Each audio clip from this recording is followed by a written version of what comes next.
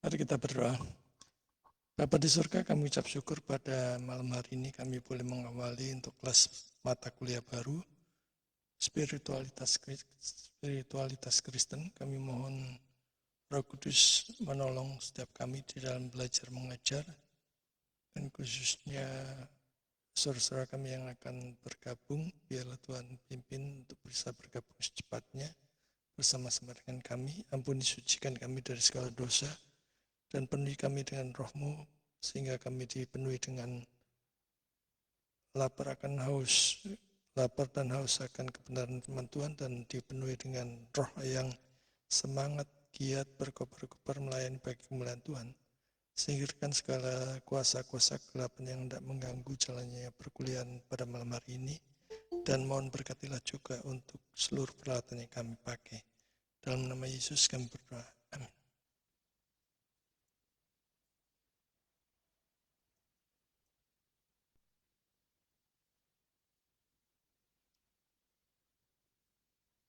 Salam Pak Gusti.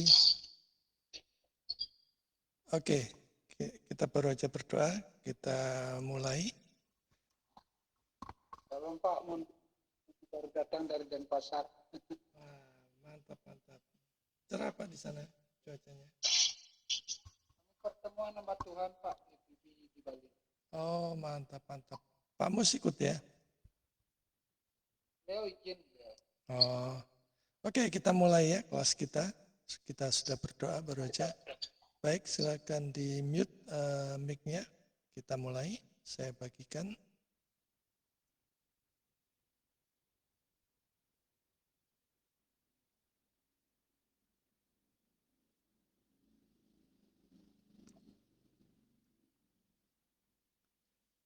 Oke, kita masuk dalam spiritualitas Kristen sesi yang pertama kali. Tujuan kita belajar di sesi ini supaya bisa memahami dasar biblika, teologis, dan praktis dari spiritualitas Kristen yang sejati. Jadi bukan sebagai pengalaman-pengalaman mistik pribadi, melainkan sebagai kehidupan kudus yang berpusat pada Kristus. Permisi, ada yang bergabung?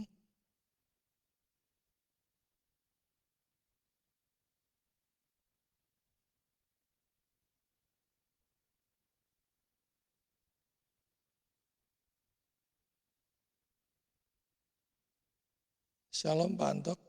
Salam, kita baru mulai Pak Antok. Oke. Halo Pak. Ya, kita belum mulai.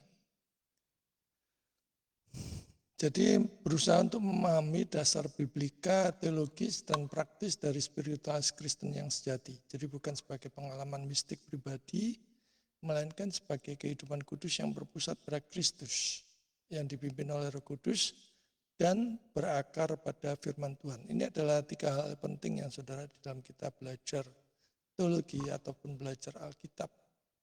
Berpusat pada Kristus, dipimpin oleh Roh Kudus, berakar pada firman Tuhan. Nah, kalau salah satu saya saja tidak ada, itu jomplang, saudara. Nah, ada banyak hamba Tuhan yang hanya menekankan Roh Kudusnya saja, tapi tidak berakar pada firman Tuhan dan tidak berpusat pada Kristus, artinya berpusat pada diri sendiri atau antroposentris. Nah, kita belajar untuk tidak demikian ya.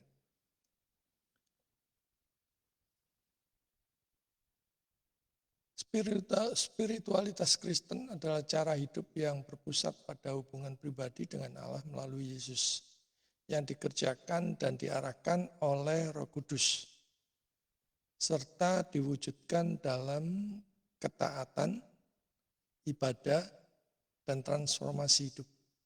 Kita lihat sekarang yang pertama, berpusat pada Kristus. Spiritualitas Kristen tidak dimulai dari usaha manusia atau antroposentris, naik kepada Allah, tetapi dari kasih Allah yang turun kepada manusia melalui Kristus. Tujuan akhirnya adalah menjadi serupa dengan Kristus. Roma 8 ayat 29 ya. Mungkin bisa minta tolong dibacakan. Bu Jesi. Baik, Roma 8 ayat 29.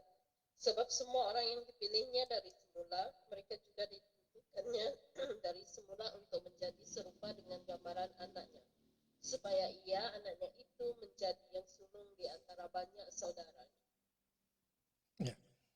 ya, menjadi serupa dengan Kristus. Yang kedua, dikerjakan oleh Roh Kudus. Jadi kalau kita bisa berbuat baik, melayani, belajar firman, taat, hidup kudus, hidup saleh, itu semua pekerjaan Roh Kudus yang memberikan kekuatan kepada kita, kemauan dan kemampuan untuk bisa melakukannya. Jadi jangan ada yang memegahkan diri. Justru seharusnya kalau kita bisa berbuat seperti itu, sadar bahwa semuanya dari Dia. Seharusnya membuat kita makin rendah hati. Roh Kudus adalah pribadi yang mengubahkan hati, memimpin dalam kebenaran, menolong berdoa, dan menumbuhkan buah-buah roh. Galatia 5 ayat 22-23. Tanpa Roh Kudus, spiritualitas hanyalah disiplin kosong.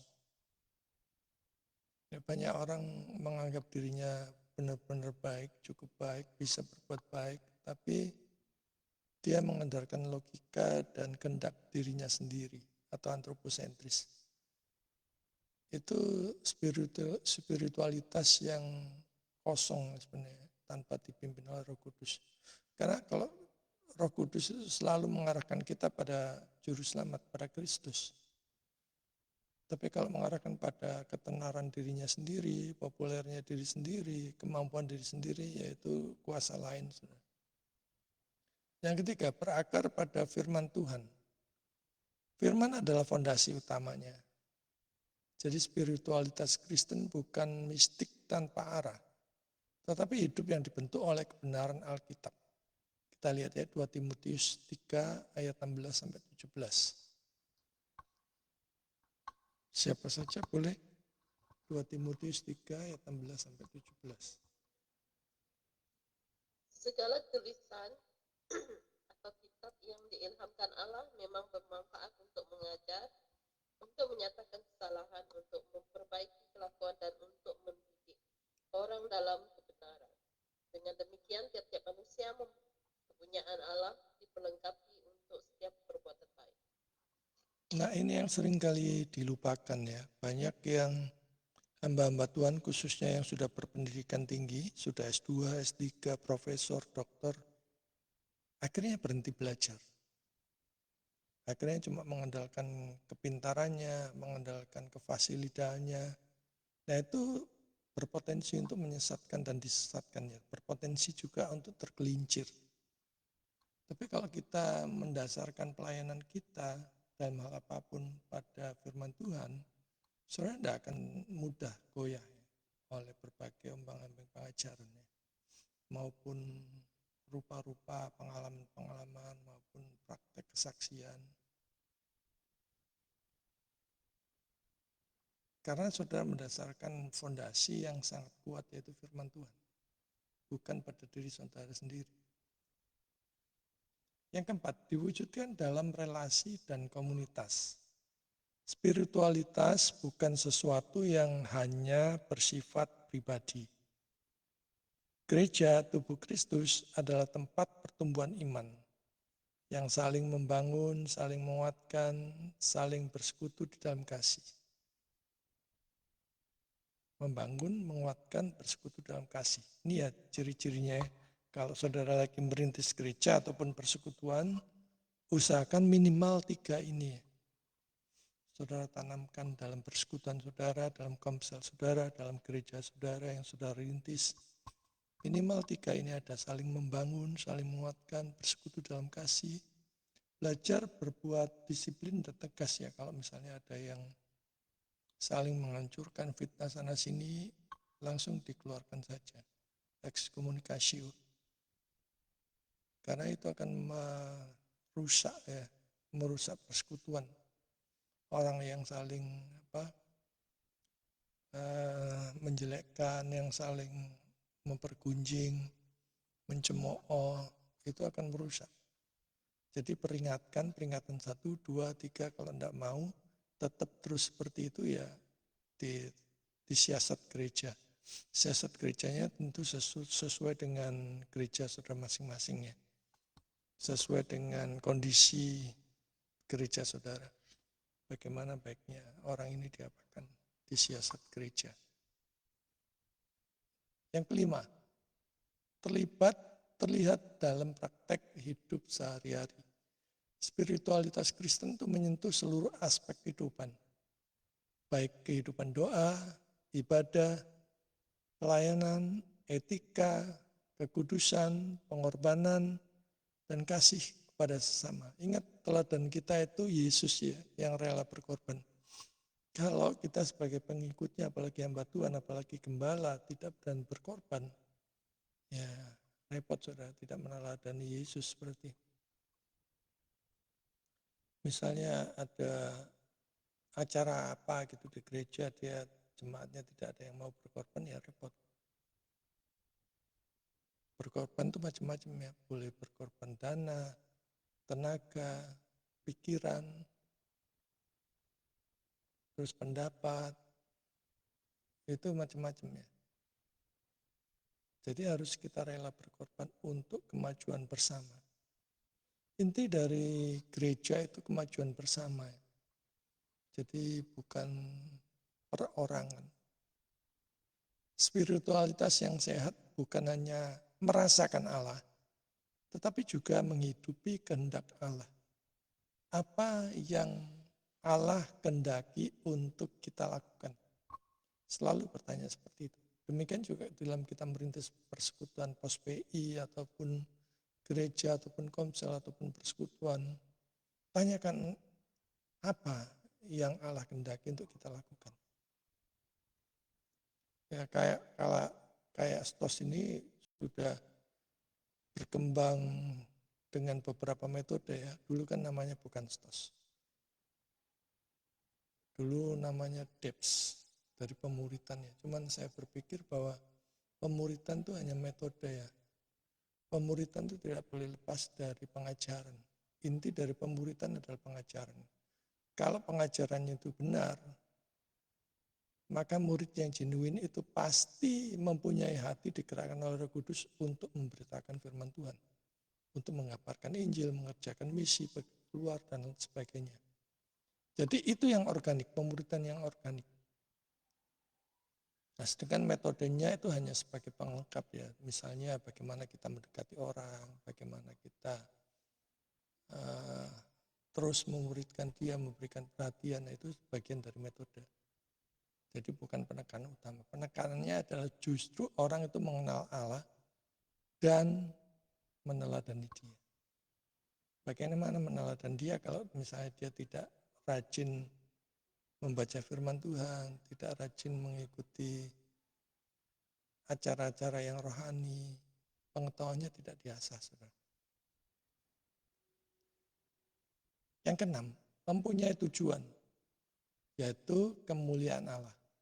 Arah utama spiritualitas Kristen adalah soli Deo Gloria. Jadi segala hormat, kemuliaan, dan pujian itu hanya bagi Allah Tritunggal di tempat yang maha tinggi.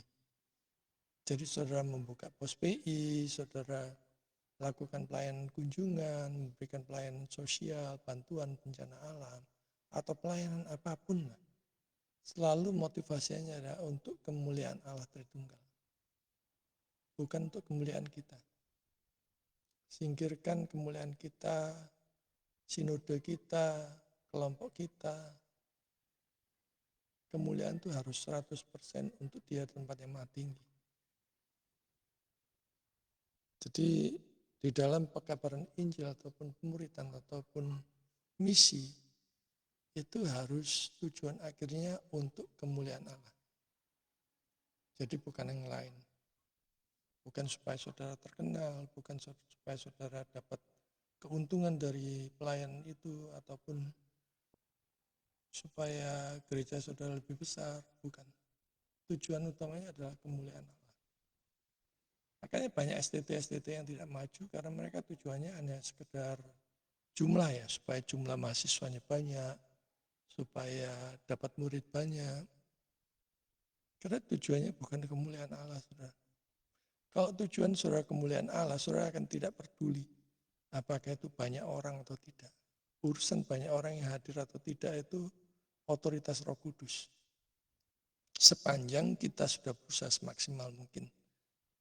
Seperti di STOS ini aja, pernah kami itu hanya saya dan Bu Jesi saja. Buat saya nggak masalah, karena bagaimanapun juga dia orang pilihan Tuhan yang harus saya layani. Walaupun satu orang, saya layani. Dan persiapannya sama dengan saya melayani 100 orang, 1000 orang. Satu orang kualitasnya sama. Nah, saya berharap saudara-saudara di STOS ini nanti dalam pelayanan saudara juga mempunyai spirit kemuliaan Allah. Singkirkan segala egoisnya. Kepentingan-kepentingan lain, misalnya pengen membesarkan sinode, pengen membesarkan gereja saudara sendiri, pengen membesarkan nama saudara sendiri, singkirkan itu. Saya mau melayani karena saya mau memuliakan Tuhan, titik. Semata-mata karena cinta Tuhan. Itu adalah spiritualitas yang tinggi. Bukan yang ecek-ecek ya, yang ecek-ecek ya pengen cari popularitas, pengen cari untung, pengen cari nama dan sebagainya, pengen cari kepentingan. Tapi kalau memuliakan Allah, saudara tidak lepas dari semuanya itu. Perkara nanti persekutuan saudara jadi rame atau tidak, jadi bertumbuh, jadi buka cabang atau tidak, Tuhan yang memberikan pertumbuhan. Jadi saudara tidak perlu berkecil hati ya. Sama seperti kita belajar di STOS ini kan cuma beberapa gelintir orang gitu aja. Ya kita harus yakin bahwa saudara-saudara adalah orang-orang pilihan Tuhan. Seharusnya bersyukur. Karena tidak banyak orang yang dipilih Tuhan untuk mengerti kebenaran, untuk dibukakan pengertian kebenarannya. Kebanyakan orang sudah merasa cukup baik. Gitu. Akhirnya ya stuck, berhenti. Pertumbuhan rohani bukan demi diri sendiri, nah ini penting ya. Pertumbuhan rohani bukan demi diri sendiri, tetapi untuk memuliakan Tuhan, untuk menyenangkan hati Tuhan, untuk menjadi terang dan garam di dunia. Ya. Ini yang perlu kita ingat di dalam kita mengerjakan pelayanan apapun. Murnikan motivasi saudara. Kalau motivasi kita terpolusi oleh kepentingan-kepentingan yang lain, lebih baik jangan kerjakan dulu. Karena itu akan mengecewakan Tuhan. Kalau sudah mengecewakan Tuhan, ya nanti apapun yang sudah kerjakan sebenarnya nggak ada artinya, hanya kosong. Kelihatannya aja rohani, tetapi kosong. Nah, tujuan spiritualitas Kristen.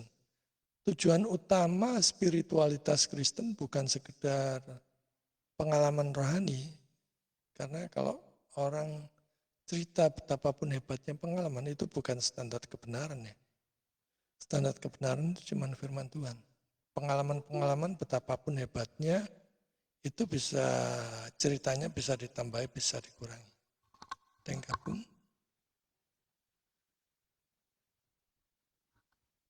Permisi.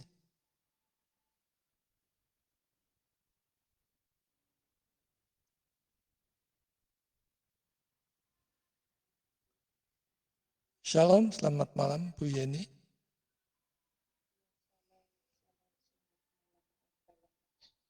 Oke, kita lanjutkan.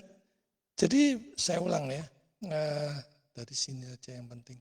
Dalam kita melakukan apapun, pertumbuhan rohani itu bukan demi diri kita sendiri, tetapi untuk memuliakan Tuhan, untuk menyenangkan hati Tuhan, untuk menjadi terang dan garam di dunia. Jadi bukan selalu untuk 3 hal ini ya, bukan untuk diri kita sendiri. Tujuan spiritualitas Kristen adalah bukan untuk sekedar pengalaman rohani, tetapi menjadi serupa Kristus. Hidup yang dipulihkan dari gambar Allah yang rusak karena dosa. Roma 8 ayat 29, minta tolong Bu Jesi. Sebab semua orang yang dipilihnya dari semula, mereka juga ditentukannya dari semula untuk menjadi serupa dengan gambaran anaknya, supaya ia, anaknya itu, menjadi yang sulung di antara banyak saudara. Ya, bersyukurlah saudara-saudara sekalian belajar di STOS dan Sampai sekarang dipanggil Tuhan di dalam pelayanan itu juga sudah dipilih dari semula. Jadi bukan karena mendadak saudara tahu stos kemudian ikut, ya enggak. Tapi Allah sudah memilih saudara. Dan seharusnya fakta itu membuat kita makin bersukacita untuk melayani Tuhan. Untuk mengenal Tuhan melalui firman. Yang kedua, mengasihi dan memuliakan Allah. Spiritualitas yang sejati selalu bergerak kepada soli Deo Gloria. Segala hormat, pujian, dan kemuliaan hanya bagi Allah di tempat yang maha tinggi. Soli Deo Gloria. Hanya bagi Dia. Bukan bagi sinode kita, bukan bagi kelompok kita, bukan untuk kepentingan kita, untuk kepentingan pribadi, tapi untuk memuliakan Allah. Yang ketiga, hidup di dalam kekudusan.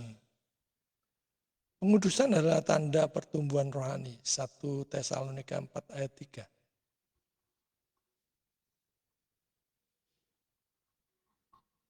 Karena inilah kehendak Allah, pengudusanmu, yaitu supaya kamu menjauhi percabulan. Ya. Pertumbuhan rohani itu pengudusan.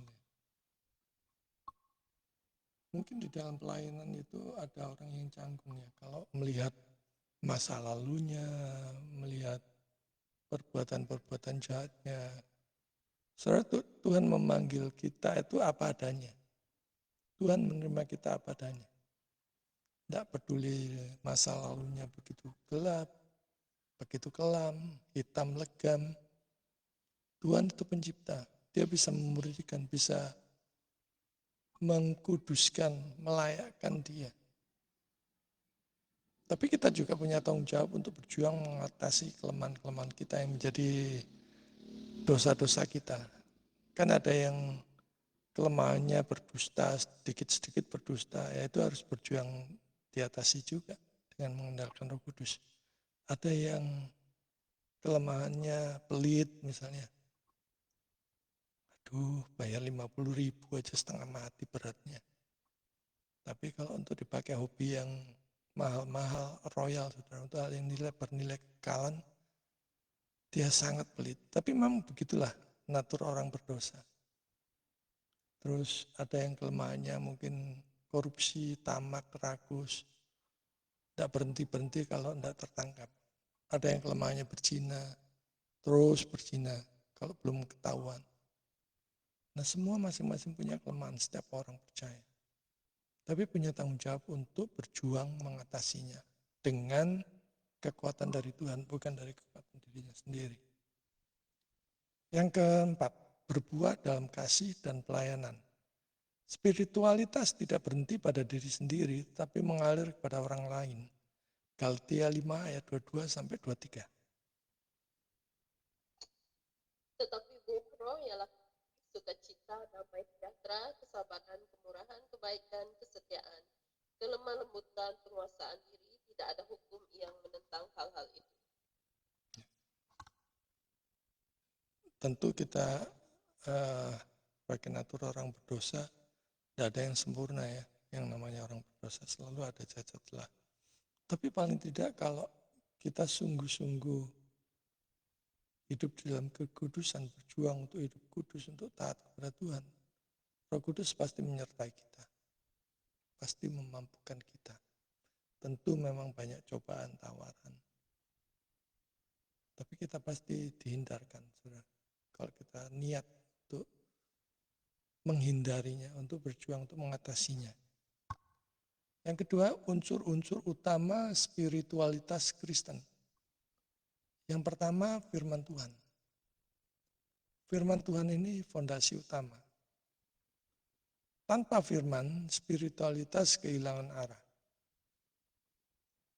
Alkitab bukan hanya dibaca, tetapi menaungi cara berpikir dan cara bertindak.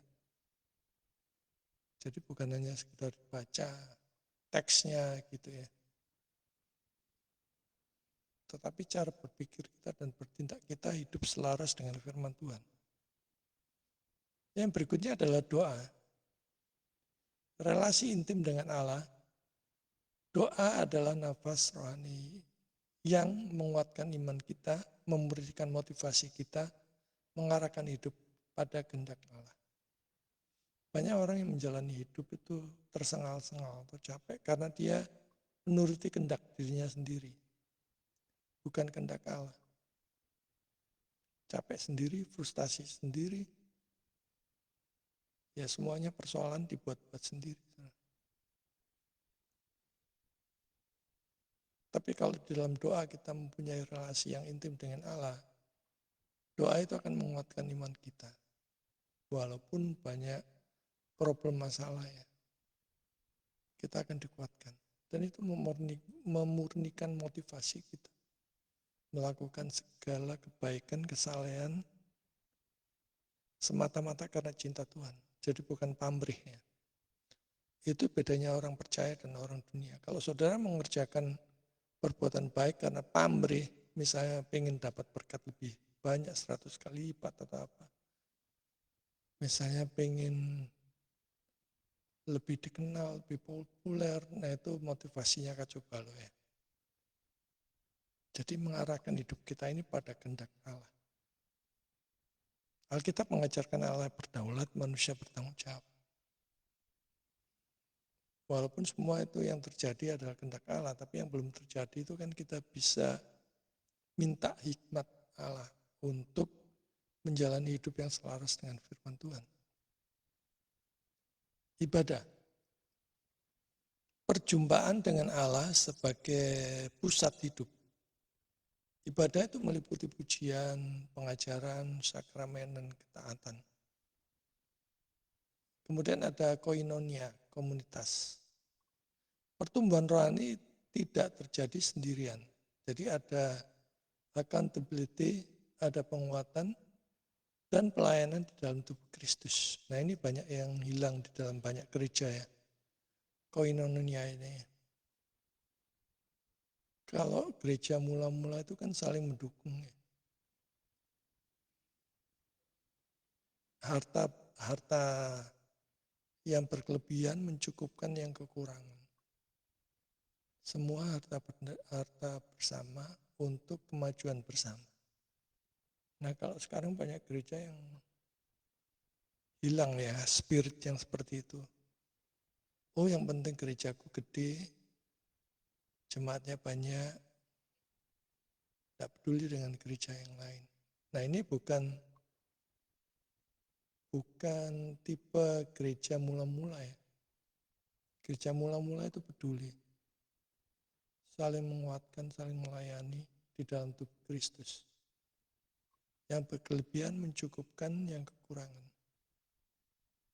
Sehingga kalau itu dijalankan, saudara, orang Kristen sebenarnya tidak ada yang kekurangan. Bahkan sekarang banyak orang Kristen yang masih kekurangan, yang masih menderita itu karena gereja-gereja besar tidak peduli terhadap gereja-gereja yang kecil. Mereka hanya peduli sinodenya sendiri, hanya peduli komunitasnya sendiri, ya akhirnya seperti itulah. Dan itu yang dimaui oleh setan memang. Kemudian ada disiplin rohani, seperti puasa, perenungan firman, kemudian saat teduh, kesunyian, pengakuan dosa, pelayanan, dan sebagainya. Nah, kalau tidak ada pelayanan, semuanya cuma kumpul-kumpul di dalam, ya itu repot juga, saudara. Gereja itu dipanggil keluar, bukan kumpul-kumpul di dalam. Tentu kumpul-kumpul di dalam untuk menguatkan iman kita, untuk mendengarkan firman, untuk mengerti firman, pengajaran, dan sebagainya. Tetapi refleksinya adalah keluar, pergi keluar. Ya syukur-syukur saudara yang mempunyai kelebihan duit, saudara bisa disiplin sendiri bekerja sama dengan yang lain untuk pergi kemana, gitu, memberitakan Injil, mengerjakan misi, walaupun mungkin hal-hal yang kecil dulu yang dikerjakan. Tidak masalah, saudara. Yang penting kita mau taat, kita mau sukacita karena sudah ditebus, maka kita memberitakan Injil. Jadi disiplin bukan untuk mencapai Allah, tetapi melatih hati kita agar peka kepada Allah. Oh minggu ini Tuhan mengutus aku pergi ke siapa ya? untuk jadi pendengar yang baik, untuk menceritakan kabar baik. Aku mengerjakan misi, kabaran Injil, selalu ada pertanyaan seperti itu. Sebagai respon bahwa kita ini bersyukur bahwa kita yang berdosa ditebus, kita yang belum tentu lebih baik dari orang lain, kok Tuhan tebus. Itu yang membuat kita harusnya sukacita. Semangat berkobar-kobar untuk pergi keluar, melayani.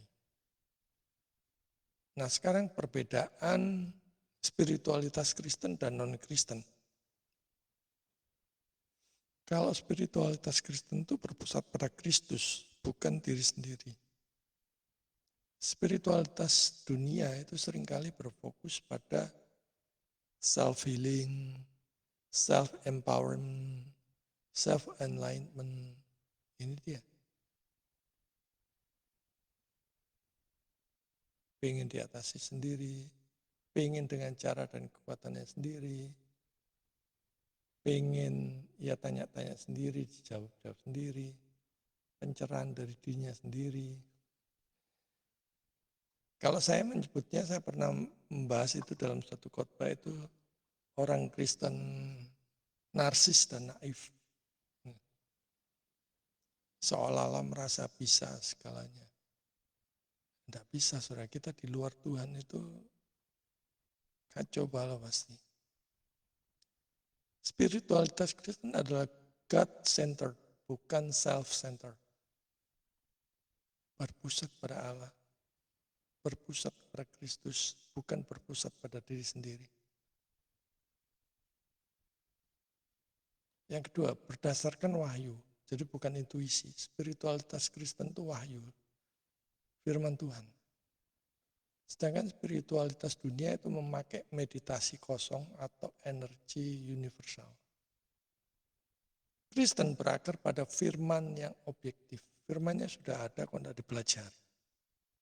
Firmannya sudah lengkap kok, cari roh-roh yang lain. Ya roh-roh dalam pikirannya Roh Kudus, tapi sebenarnya roh iblis itu kan bisa menipu ya. Jadi bisa berupa roh yang lain. Karena itu kalau orang belajar sendiri di luar firman Tuhan, dia pasti tersesat. Tanpa dia sadari. Yang ketiga cirinya keselamatan karena anugerah, bukan usaha. Agama-agama dan spiritualitas lain sering menekankan usaha manusia baru naik kepada Allah. Nah, Kristen menekankan Allah yang turun melalui Kristus, Injil. Beda. Kristen dimulai dari Allah sendiri yang punya inisiatif turun ke dalam dunia. Tapi agama-agama dual Kristen itu beranjak dari dirinya baru ke atas. Tidak mungkin bisa, saudara, karena natur kita yang berdosa menjangkau Dia yang Maha Kudus. Mustahil, saudara. Yang masuk akal adalah Dia yang Maha Kudus itu mau datang ke dunia orang berdosa. Karena dunia itu juga ciptaannya Dia. Dia punya kuasa, Dia Maha tahu, Dia Maha segalanya. Yang keempat, transformasi oleh Roh Kudus. Perubahan sejati bukan hasil teknik rohani, tetapi karya supranatural Roh Kudus. Ya, banyak orang yang bicara dengan teknik ya, teknik metode penginjilan seperti ini, teknik metode pemuritan seperti ini, wah, kelihatannya bagus. Tetapi sadari, betapapun hebatnya pelayanan kita kalau kita tidak mengandalkan Roh Kudus melalui firman-Nya, semuanya itu hanya kosong, saudara. Kelihatannya aja rohani. Saudara bisa lihatlah gereja-gereja yang hura-hura itu ya, kelihatannya seolah-olah Allah hadir di sana. Apakah itu bukan emosi sesaat? Atau justru yang lebih parah lagi ada roh-roh lain yang masuk. Karena kalau kita mau teliti dengan firman Tuhan, di dalam ibadah kita menghadap Yang Maha Kudus, tidak terlepas dari 3 hal. Tertib, hormat, taat patuh, tunduk, dan sukacita. Tidak pernah sampai lepas kontrol, lepas kendali begitu. Karena Allah yang kita sembah itu Allah yang suka ketertiban, saudara. Jadi kalau ada yang sampai lepas kontrol, tidak tahu ya siapa yang disembah itu. Kita harus jujur pada diri sendiri, ngecek semuanya itu berdasarkan firman Tuhan atau tidak, tepat atau tidak. Karena kita datang kepada Allah yang Maha Kudus, saudara. Saudara datang ke kelurahan aja mesti harus hormat, tertib, apalagi kepada Allah yang Maha Kudus. Ya pernah enggak saudara membayangkan itu? Memang kita harus sukacita. Tetapi sukacitanya dalam konteks tetap tertib, hormat, taat, dan patuh terhadap firman Tuhan. Firman Tuhan itu menegur atau tidak. Firman itu memberikan penghiburan atau tidak. Kita tunduk pada firman Tuhan. Logika kita, hati, pikiran kita tunduk pada firman Tuhan.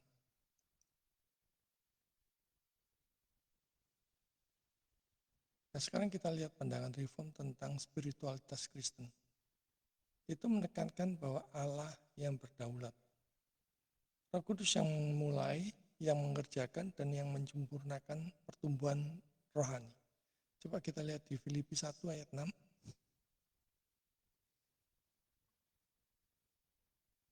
Filipi 1 ayat 6. Akan hal ini aku yakin sepenuhnya, yaitu Ia yang memulai pekerjaan yang baik di antara kamu akan meneruskannya sampai pada akhirnya pada hari Kristus Tuhan. Kristus Yesus. Yang kedua, firman sebagai pusatnya. Berpegangan pada firman Tuhan. Saudara dalam pelayanan apapun, pegang terus firman Tuhan. Jangan sampai lepas, saudara. Calvin menyebut firman sebagai kacamata untuk mengenal Allah dengan benar. Jadi, kalau saudara ingin tahu maksud dan kehendak Allah di dalam hidup saudara, baca firman Tuhan. Jangan hadir dalam pertemuan-pertemuan yang tidak memakai firman Tuhan. Saudara yang rugi sendiri. Hadir dalam pertemuan-pertemuan yang sungguh-sungguh menggali firman Tuhan. Mengecek firman Tuhan. Seperti kelas kita pada malam hari ini. Di kelas filsafat kemarin, ada ibu-ibu yang sharing, dia berada di kelompok ya yang biasa yang kacau balau seperti yang meragukan Alkitab. Dasarnya sebenarnya kalau dia belum mempunyai dasar yang kuat, ngapain juga hadir dalam pertemuan-pertemuan yang seperti itu. Karena prinsipnya mereka dijelaskan dengan cara apapun, prinsipnya mereka tidak mau percaya Kristenan. Tidak mau percaya Alkitab itu firman Tuhan. Jadi tahu seperti itu yang ngapain hadir dalam pertemuan-pertemuan seperti itu. Dia aja hadir di stos agak berat. Diberikan pengertian, dibukakan pengertian, tidak mau hadir. Ya salah sendiri. Saudara sendiri yang rugi nantinya. Kalau itu terjadi sampai dia sampai seseorang itu mungkin tegar tengkuk, ya memang dia bukan domba, dia hanya kambing. Saya tidak pernah menyesali, saudara, banyak orang yang keluar dari stos, ataupun mungkin saya cuma hanya ngajar satu orang seperti Bu Jesi tempo hari. Saya tidak masalah, saudara. Karena bagi saya, ya itulah orang pilihan Tuhan yang harus saya perlengkapi. Dan saya harus melayani sebaik mungkin. Jadi seharusnya kita mendapatkan pengertian firman Tuhan itu sukacita. Ya.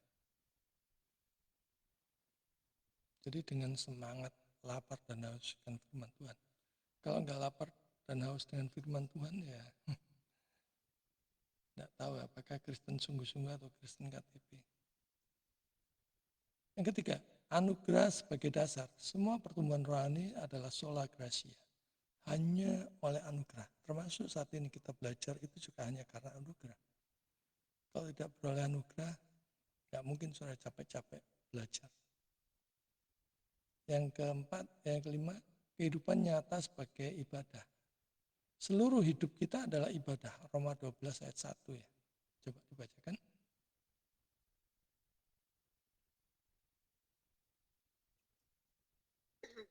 Karena itu, saudara-saudara, demi kemurahan Allah aku menasihatkan kamu, supaya kamu mempersembahkan tubuhmu sebagai persembahan yang hidup, yang kudus, dan yang berkenan kepada Allah. Itu adalah ibadahmu yang sejati.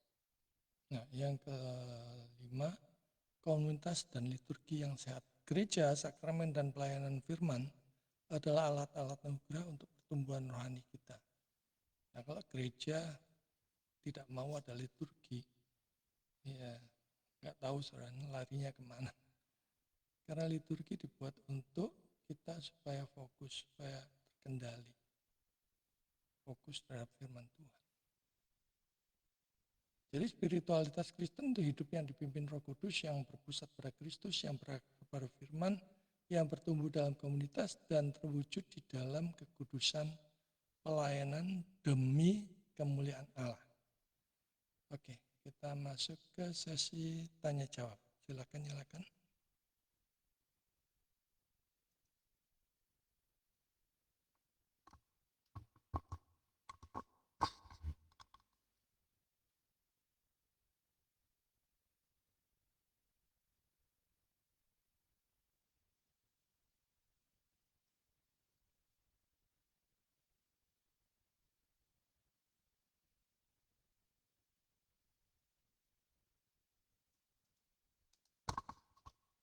Ya, silakan.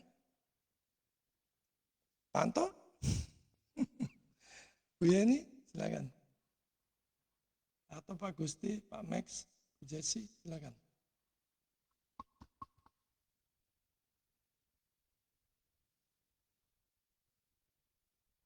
Kasih kesempatan yang lain.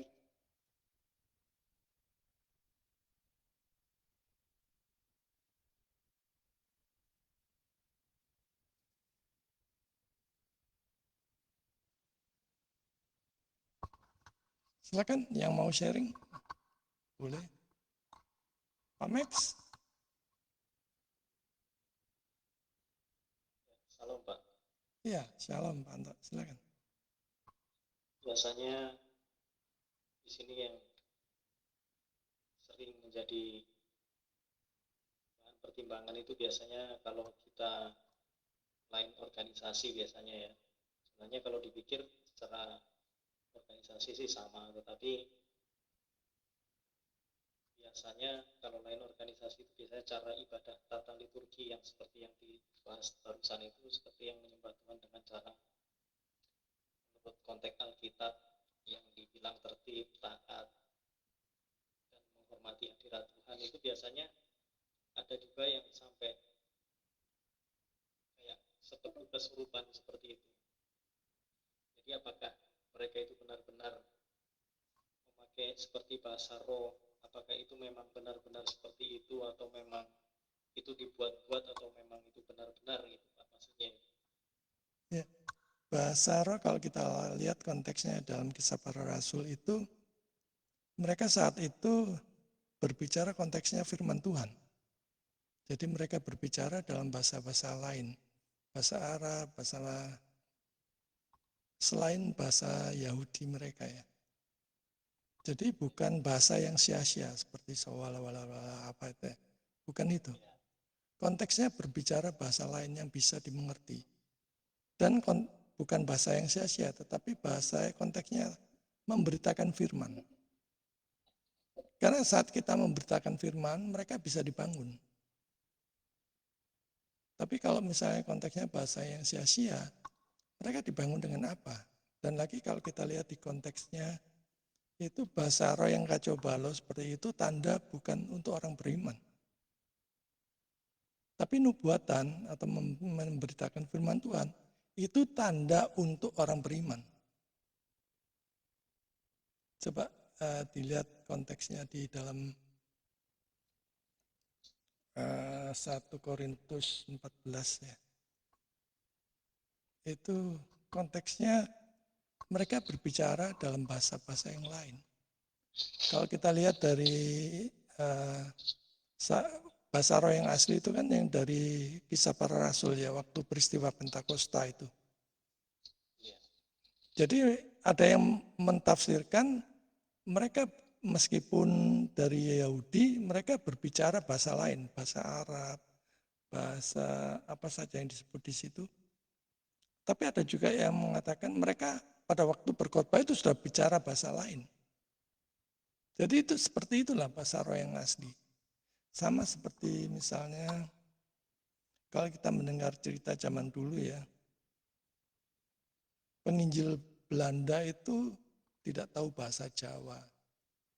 Tahu-tahu diberikan anugerah oleh Roh Kudus, dia bisa bahasa Jawa halus bahkan. Tapi konteksnya memberitakan firman Tuhan. Nah, itu bahasa roh yang asli. Tapi konteksnya bahasa roh itu tergantung Roh Kudusnya, bukan tergantung manusianya. Roh Kudus kapan memberi, kapan mencabutnya itu tergantung dia. Jadi bukan seperti dipelajari dengan diulang-ulang, bukan seperti itu. Bahasa roh yang asli itu ada artinya dan konteksnya membangun. Konteksnya memberitakan firman Tuhan. Nah kalau saudara bicara wala-wala Pak Anto, saya baca bahasa roh ya, wala-wala, apa yang Pak Anto mengerti? Dengan apa Pak Anto dibangun dengan si wala-wala seperti itu? Makanya Paulus kan ngomong kalau ada orang luar melihat itu seperti orang gila. Itu kecaman yang pedas loh dari Rasul Paulus. Kalau orang lain melihat kan ibadahmu seperti orang gila. Karena lepas kendali kan. Nah itu sebabnya di dalam ibadah itu perlu liturgi. Mata kuliah liturgika sebenarnya ada. Liturgi itu dibuat untuk kita supaya fokus pada firman Tuhan. Terkendali. Tidak lepas kendali. Banyak kan ibadah yang sekarang itu kan ekstase ya. Lepas kendali. Ada yang sampai guling-guling, ada sampai yang tertawa-tawa dan sebagainya. Coba di mana bagusnya? Dengan apa seperti itu misalnya dibangun? Misalnya katakan di kayak Benny Hinn gitu ya. Disabet pakai apa jaketnya gitu tumbang semua. Untuk apa seperti itu? Gunanya apa? Membangun apa? Tapi kalau Pak Anto memberitakan firman Tuhan, walaupun satu ayat, itu mengubahkan, membangun iman seseorang. Karena itu dalam pelayanan apapun harus ada pemberitaan firman Tuhan. Jangan sampai cerita ngalor ngidul ataupun kesaksian ataupun ilustrasi. Kesaksian itu bisa ditambahi, dikurangin. Kalau orang yang mendengar, wah bagus nih kesaksian, wah kayaknya semuanya kagum, tambah-tambahin. Tapi kalau Pak memberitakan firman Tuhan, kalau Pak berani menambahi, mengurangi, ya tanggung sendiri resikonya. Kan kita sudah belajar hermeneutik ya. Kita sudah tidak berani lagi macam-macam untuk memberitakan firman Tuhan. Karena firman Tuhan itu kudus. Demikian juga Allah yang kita sembah itu kudus. Harus kita sembah dalam ketertiban, hormat, dan sukacita. Sukacita karena kita sudah ditebus. Tapi sukacita bukan yang liar ya. Sukacita yang terkendali dalam konteks tetap hormat dan kudus itu. Saudara bisa kan sukacita enggak harus sampai kayak orang gila gitu. Sukacita. Saya pernah sharing di salah satu organisasi yang pernah saya juga diajak ke situ. Iya. Nah, suatu ketika setiap orang yang maju terus dipegang itu langsung dia kayak apa ya, katanya berbahasa lidah seperti itu. Nah itulah artinya bahasa roh buat mereka. Nah seperti pikiran saya juga di Kisah Para Rasul itu yang menjadi pedoman saya sebenarnya. Artinya setiap bahasa-bahasa yang keluar dari dibilang seperti bahasa roh itu kan artinya bisa dimengerti, artinya tertib. Sama seperti misalnya Pak Anto tahu-tahu bisa bahasa Perancis, padahal nggak pernah belajar bahasa Perancis. Tapi konteksnya memberitakan bahasa Perancis yang bisa dimengerti orang Perancis, tapi kok memberitakan firman. Nah itu bahasa roh. Berarti Pak Anto memperoleh bahasa roh yang asli seperti itu. Tapi kalau sandalawa seperti itu pasti palsu, 100% pasti palsu dari kuasa lain. Karena teks kita menguji segala sesuatu itu firman Tuhan.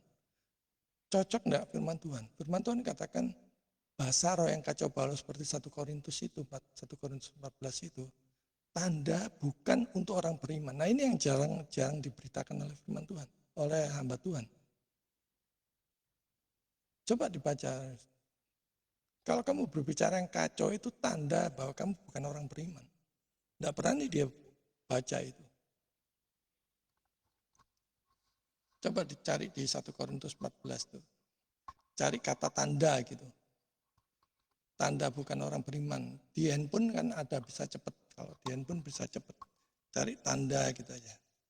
Tanda bukan orang beriman. Langsung ketemu saudara. Dan itu ngeri loh, kalau tahu saudara pikir saudara beriman. Ternyata saudara bukan orang beriman kalau berbahasa roh. Yang kacau balau seperti itu. Ini Alkitab yang mengatakan, bukan saya. Coba kita cari.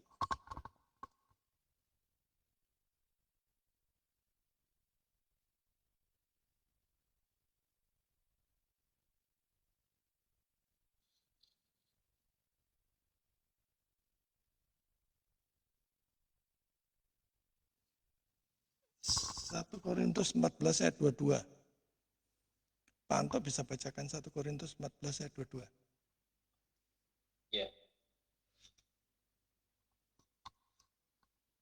Karena itu karunia bahasa lidah adalah tanda bukan untuk orang yang beriman, tetapi untuk orang yang tidak beriman. Sedangkan karunia untuk bernubuat adalah tanda bukan untuk orang yang tidak beriman, tetapi untuk orang yang beriman. Pernah ini dibacakan sama hamba Tuhan yang keranjingan bahasa roh seperti itu? Tidak pernah, saudara. Ditutupi. Dan saudara harus berani. Saudara harus berani mengungkapkan kebenaran. Tapi kalau saudara berbahasa roh yang benar, misalnya yang bisa dimengerti, yang konteksnya adalah firman Tuhan, ya nggak apa-apa, lakukan.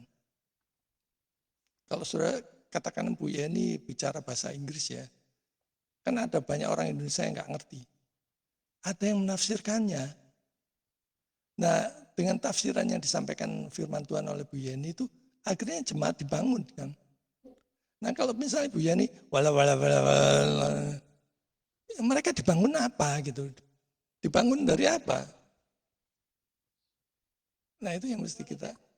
Sedikit Pak tentang bahasa roh. Ya silakan. Apa di Pak Eko? Memang bahasa roh itu memang awal aku masuk gereja itu kan nggak tahu namanya haleluya, amin atau nangis-nangis gitu ya. Nah pas aku masuk di gereja Inggris, mereka beberapa bahasa. Tapi saya bertanya dalam hati, kok ini kepada nangis? Kenapa? Jangan-jangan aku salah gereja gitu. Akhirnya aku bilang sama mereka, aku nggak mau lagi gereja sini, aku ke bahasa mereka gitu.